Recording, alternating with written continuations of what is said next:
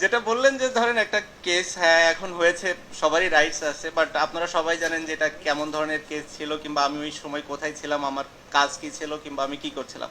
তো এই বিষয়টা নিয়ে খুব বেশি একটা বলতে চাই না। আর একটা জিনিস যেটা সদ্য হয়েছে, আমার লাইফে আমি কোনোদিন আসলে নিজে থেকে কোনো ট্রেড করে নিই। কেউ যদি এটা বলে যে এই ট্রেডিং নিয়ে কথাও বলেছি, আমাকে প্রমাণ দিলে আমি খুশি হব। সো এই সবগুলাই এখন আসলে যে কেউ যে যার যার মতো করতেই পারে, বাট জিনিসগুলো হচ্ছে যে আপনি যদি সুন্দর করে একটু করতো হয়তো মেবি বেটার হতো আমার জন্য হয়তো মেন্টালি একটু ভালো হতো।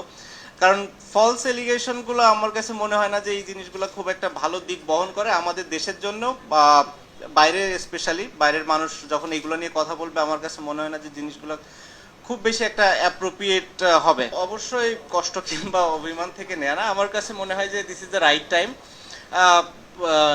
মুভ অন করার জন্য এবং নতুনদের আসার সুযোগ তৈরি করে দেওয়ার জন্য। টি-20তেও আমার আসলে একই ধরনের চিন্তা, আমি হয়তো এটা অপ্রাসঙ্গিক হলেও বলে ফেলতে চাই, কারণ হচ্ছে টি-20 নিয়েও আমাদের কথা হয়েছে সিলেক্টর এবং প্রেসিডেন্ট বোর্ডের সবার সাথে, এটা নিয়েও আমি কথা বলেছি যে আমার কাছে মনে হয় this is the right time যে টি-20 থেকেও আমি মুভ অন করি।